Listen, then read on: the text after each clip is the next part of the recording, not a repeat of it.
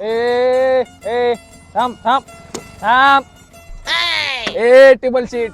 अरे रथयात्रा कुठं चालली? उतर खाली चल.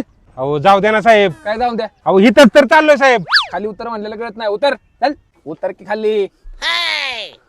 हे कर्तव्यनिष्ठ सदरक्षणाय खलनिग्रहणाय आम्ही ज्ञानाच्या मार्गावर प्रवास करत होतो. हे लेकरीदारी ज्ञानाच्या मार्गावर अडचण ठरणाऱ्या भ्रमित जीवाला गीतेतील सत्व रज तम या त्रिगुणांचा संगम समजून सांगण्याची कृपा करावी. ए अरे काय बोलताय तुम्ही दोघे? हो साहेब, ही दोघं ईडी आहेत, ह्यांच्यावर नका लक्ष देऊ. ए हेल्मेट कुठे आहे तुमचं?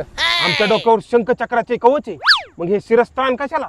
हे प्रजा सुरक्षक, आमचा प्रवास यत्र तत्र आणि सर्वत्र नियमांना गळाच्या पायथ्याशी बसवूनच असतो. ए यार तुम्ही लय डोकं खाल्लंय माझं. तुम्हाला दाखवतो आता बरोबर.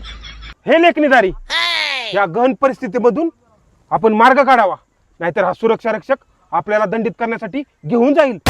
प्रधानजी, या अज्ञानी मनुष्याच आपण स्वतः काय बोलत आहोत याचं जराही ज्ञान नाही.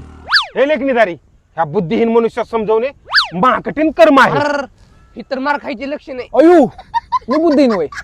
चौकीला चला, तुमची ना कर्मच जाऊ.